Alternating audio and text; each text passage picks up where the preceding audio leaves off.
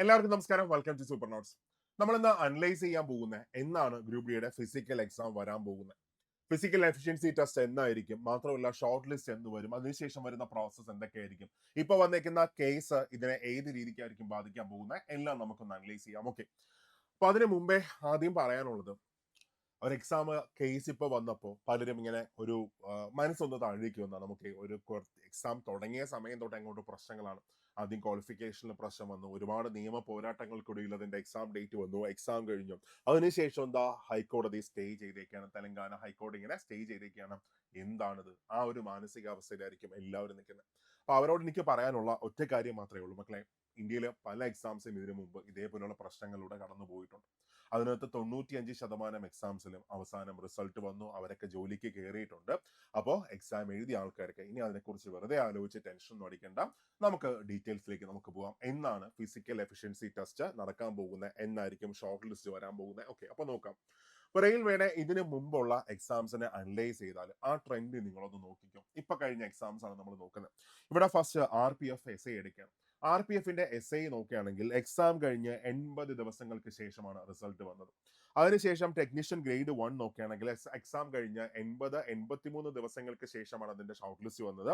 Then NTPC graduate നോക്കുകയാണെങ്കിൽ exam കഴിഞ്ഞ് 87 ദിവസങ്ങൾക്ക് ശേഷമാണ് അതിന്റെ ഷോർട്ട് ലിസ്റ്റ് വന്നത്. ഇനി നമുക്ക് ALP CBT 1 നോക്കുകയാണെങ്കിൽ എക്സാം കഴിഞ്ഞ് 89 ദിവസങ്ങൾക്ക് ശേഷമാണ് അതിന്റെ ഷോർട്ട് ലിസ്റ്റ് വന്നത്. ദെൻ RPF കോൺസ്റ്റബിൾ ആണെങ്കിൽ എക്സാം കഴിഞ്ഞ് 92 ദിവസങ്ങൾക്ക് ശേഷമാണ് അതിന്റെ ഷോർട്ട് ലിസ്റ്റ് വന്നത്. അതായത് ഒരു എക്സാം കഴിഞ്ഞാൽ ഒരു ആവറേജ് നോക്കുകയാണെങ്കിൽ ഒരു 80-85 ദിവസങ്ങൾക്ക് ശേഷമായിരിക്കും റിസൾട്ട് വരുന്നത്. അപ്പൊ അങ്ങനെ നോക്കിയാൽ ഗ്രൂപ്പ് ഡിയുടെ കേസ് എടുക്കാം. അപ്പൊ നമുക്കറിയാം ഗ്രൂപ്പ് ഡി എക്സാം കഴിഞ്ഞ എന്നാണ്. ഗ്രൂപ്പ് ഡി എക്സാം കഴിഞ്ഞത് ഫെബ്രുവരി 10-നാണ് ഗ്രൂപ്പ് ഡി എക്സാം കഴിഞ്ഞത്. അതായത് റിസൾട്ട് വരാൻ സാധ്യത എക്സാം കഴിഞ്ഞ് 80 മുതൽ 90 ദിവസങ്ങൾക്കകമാണ് ഇതിന്റെ റിസൾട്ട് വരുന്നത്. അങ്ങനെയാണെങ്കിൽ ഫെബ്രുവരി 10-ന് എക്സാം കഴിഞ്ഞു, മാർച്ച് 10, ഏപ്രിൽ 10, മെയ് 10, അതായത് മെയ് 1 മുതൽ 10 വരെ. ആ ഡേറ്റ് ഒന്ന് ജസ്റ്റ് ഒന്ന് നോട്ട് ചെയ്ത് വെച്ചോ. മെയ് 1-നും 10-നും ഇടയ്ക്കായിരിക്കും ഗ്രൂപ്പ് ഡിയുടെ റിസൾട്ട് വരാൻ സാധ്യത. ഇതിനു മുമ്പുള്ള ട്രെൻഡ് അനുസരിച്ചാണെങ്കിൽ ഈ സമയത്ത് നമുക്ക് ഇതിന്റെ ഷോർട്ട് ലിസ്റ്റ് നമുക്ക് പ്രതീക്ഷിക്കാം. ഓക്കെ, അപ്പൊ അവിടെ ഒരു ബ്ലോക്ക് ഇതാ വന്ന് കിടക്കുന്നു. ഒരു ഹൈക്കോർട്ടിൽ ഇങ്ങനെ ഒരു കേസ് കിടക്കല്ലേ മക്കളെ. ഹൈക്കോർട്ടിൽ എങ്ങനെയാണ് കേസ് വന്നേക്കുന്നത്? അതായത് ഹൈക്കോർട്ട്, തെലങ്കാന ഹൈക്കോർട്ട് ഈ മാസം 15 വരെ മാത്രമേ അതിന്റെ റിസൾട്ട് തടഞ്ഞു വെച്ചിട്ടുള്ളൂ. ഓക്കെ, അപ്പൊ അതിനുശേഷം വേറെ ബുദ്ധിമുട്ടുകളൊന്നും വരാൻ ചാൻസ് ഇല്ല.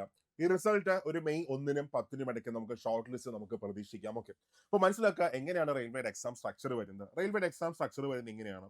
ഫസ്റ്റ് ഒരു CBT 1 എക്സാം കാണും. CBT 1 അല്ല, ഒരു CBT എക്സാം കാണും. ഒറ്റ പരീക്ഷയ്ക്ക് മാത്രമേ ഗ്രൂപ്പ് ഡി ഉള്ളൂ. അതായത് ഗ്രൂപ്പ് ഡിക്കകത്ത് ഒരു എക്സാം മാത്രമേ വരുന്നുള്ളൂ. ഓക്കെ, ഇപ്പൊ NTPC ഒക്കെ നോക്കുകയാണെങ്കിൽ CBT 1 CBT 2 ഉണ്ടെങ്കിൽ ഇവിടെ ഒരു എക്സാം മാത്രമേ വരുന്നുള്ളൂ. അതിനുശേഷം രണ്ടാമത്തെ പ്രോസസ്സ് നോക്കുകയാണെങ്കിൽ രണ്ടാമത്തെ പ്രോസസ്സ് ഫിസിക്കൽ എഫിഷ്യൻസി ടെസ്റ്റ് ആണ്.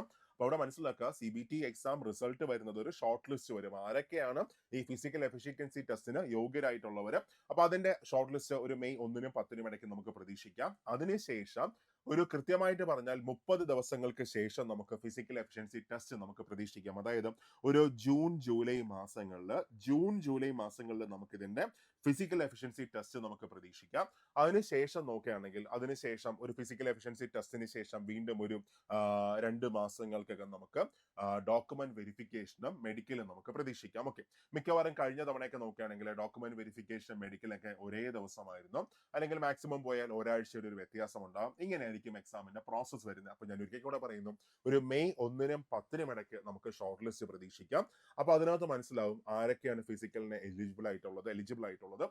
ദെൻ ഒരു 30 ദിവസങ്ങൾക്ക് ശേഷം ഫിസിക്കൽ എഫിഷ്യൻസി ടെസ്റ്റ് നമുക്ക് പ്രതീക്ഷിക്കാം. ഇപ്പൊ കഴിഞ്ഞ തവണയൊക്കെ ആണെങ്കിൽ ചെന്നൈ വെച്ചവർക്ക് ആവടിയിൽ വെച്ചായിരുന്നു ഫിസിക്കൽ എഫിഷ്യൻസി ടെസ്റ്റ് ഉണ്ടായിരുന്നത്. അപ്പൊ അവിടെ പോയി അത് ചെയ്യേണ്ടി വരും. അതിനുശേഷം ഒരു 2 മാസങ്ങൾക്കകം ഡോക്യുമെന്റ് വെരിഫിക്കേഷനും മെഡിക്കലും നടക്കും. അതിനുശേഷം നമുക്ക് സെലക്ഷൻ നടക്കും. ഓക്കെ, ഇങ്ങനെയായിരിക്കും ആ പ്രോസസ്സ് പോകുന്നത്. അപ്പൊ ഇവിടെ ഒരു കേസ് ഉണ്ട്. അപ്പൊ അതുകൊണ്ട് തന്നെ നമ്മളിങ്ങനെ ടെൻഷൻ അടിക്കേണ്ട ആവശ്യമൊന്നുമില്ല. ഏതാണ്ട് ഇത്രയും ആൾക്കാർ അപ്ലൈ ചെയ്തൊരു പരീക്ഷയാണ്, ഇത്രയും നിയമനം നടക്കാൻ പോകുന്ന ഒരു പരീക്ഷയാണ്. അതിനകത്ത് വിപരീതമായിട്ട് ഒന്നും സംഭവിക്കത്തില്ല. എപ്പോഴും ഉദ്യോഗാർത്ഥികൾക്ക് അനുകൂലമായിട്ട് മാത്രമേ സംഭവിക്കത്തുള്ളൂ. പോസിറ്റീവ് ആയിരിക്കുക, ടെൻഷൻ അടിക്കേണ്ട ആവശ്യമില്ല. അപ്പോൾ നന്നായിട്ട് പോസിറ്റീവായിട്ട് നിങ്ങളുടെ ഫിസിക്കൽ എഫിഷ്യൻസി ടെസ്റ്റിനായിട്ടുള്ള പ്രിപ്പറേഷൻ നിങ്ങൾ സ്റ്റാർട്ട് ചെയ്തു. ഇപ്പൊ ഒരു 70+ മാർക്കൊക്കെ സ്കോർ ചെയ്തവരാണെങ്കിൽ അവരൊന്നും നോക്കേണ്ട ആവശ്യമില്ല. അവർക്ക് ഉറപ്പായിട്ടും സെലക്ഷൻ കിട്ടിയിരിക്കും. ഒരു പ്രശ്നവുമില്ല. അവർ ഓടിയെടുക്കും, അവർക്ക് സെലക്ഷൻ കിട്ടും. ഓക്കെ, നിങ്ങൾ ഫിസിക്കൽ മാത്രം ഫോക്കസ് ചെയ്താൽ മതി. ഇനി ഇച്ചിരി മാർക്ക് കുറഞ്ഞവരാണെങ്കിലും ഇപ്പോഴേ നിങ്ങൾ ഫിസിക്കൽ സ്റ്റാർട്ട് ചെയ്താൽ ഒന്നും നഷ്ടപ്പെടാനൊന്നുമില്ല.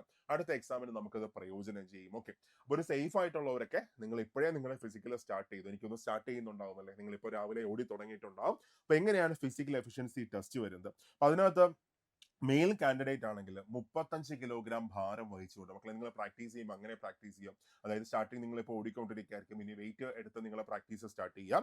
സോ 35 കിലോഗ്രാം ഭാരം വഹിച്ചുകൊണ്ട് 100 മീറ്റർ ദൂരം 2 മിനിറ്റ് കൊണ്ട് കവർ ചെയ്യാം. ഓക്കെ, അതിനുശേഷം റണ്ണിങ് ആണെങ്കിൽ 1 കിലോമീറ്റർ ദൂരം 4 മിനിറ്റും 15 സെക്കൻഡും കൊണ്ട് കവർ ചെയ്യുക. ഇതാണ് മെയിൽ കാൻഡിഡേറ്റ്സിന്റെ ഫിസിക്കൽ എഫിഷ്യൻസി ടെസ്റ്റ്. ഓക്കെ, നമ്മളെ പോലീസിലൊക്കെ ഓടുന്ന പിള്ളേരൊക്കെ ഇത് കേൾക്കുമ്പോൾ ഇതൊക്കെ എന്ത് നിസ്സാരമില്ലേ അങ്ങനെയൊക്കെ വിചാരിക്കും. യെസ്, നിസ്സാരമാണ്.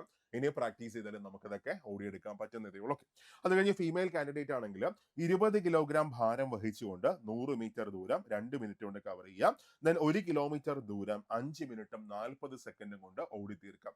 ഇനി person with bench mark disability ഉള്ള ആൾക്കാരാണെങ്കിൽ അവർക്ക് ഈ ഫിസിക്കൽ എഫിഷ്യൻസി ടെസ്റ്റ് ഇല്ല, അവരെ ഇതിൽ നിന്ന് ഒഴിവാക്കിയിട്ടുണ്ട്. അപ്പൊ ഇങ്ങനെയാണ് ഫിസിക്കൽ വരുന്നത്. അതിനുശേഷം ഒരു 2 മാസങ്ങൾക്ക് ഡോക്യുമെന്റ് വെരിഫിക്കേഷനും പിന്നെ മെഡിക്കലും നമുക്ക് പ്രതീക്ഷിക്കാം. അതായത് ഒരു ജൂൺ ജൂലൈ മാസങ്ങളിൽ ഫിസിക്കൽ എഫിഷ്യൻസി ടെസ്റ്റ് നടക്കുന്നു.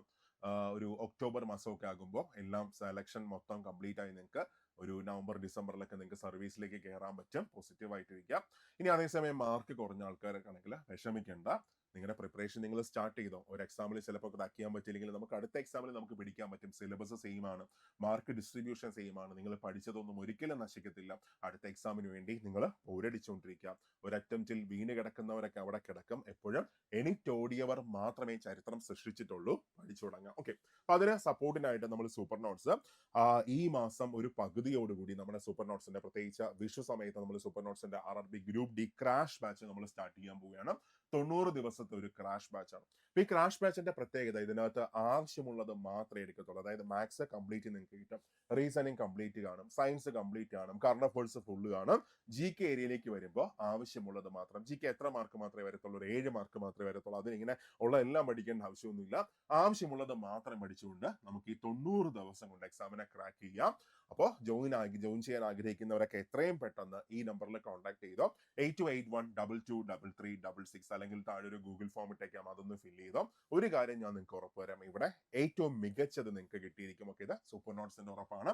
അപ്പൊ ബാക്കി മാർക്ക് കുറഞ്ഞ ആൾക്കാരൊക്കെ നിങ്ങളുടെ പ്രിപ്പറേഷൻ റീസ്റ്റാർട്ട് ചെയ്തോ. നിങ്ങൾ റീസ്റ്റാർട്ട് ചെയ്യുന്നത് ഒരു കുറച്ചിലായിട്ടോ ഒരു ബുദ്ധിമുട്ടായിട്ടോ അങ്ങനെയൊന്നും വിചാരിക്കേണ്ട. എപ്പോഴും ലൈഫിൽ റീസ്റ്റാർട്ട് ചെയ്തവര്, വീണിടത്ത് നിന്ന് ഓടിയവരെ മാത്രമേ ലൈഫ് ജയിച്ചിട്ടുള്ളൂ. അത് ലൈഫിന്റെ ഒരു ഭാഗമാണ്, അങ്ങനെ കണ്ടാൽ മതി. ഇനി മാർക്ക് ഒരു 70+ സ്കോർ ചെയ്ത ആൾക്കാരൊക്കെ ഒന്നും വിചാരിക്കേണ്ട, നിങ്ങൾ നിങ്ങളുടെ ഫിസിക്കലിൽ മാത്രം നിങ്ങൾ ഫോക്കസ് ചെയ്തോ. റിസൾട്ട് കിട്ടിയിരിക്കും, സെറ്റാണ്. കൂടെ ഉണ്ട്.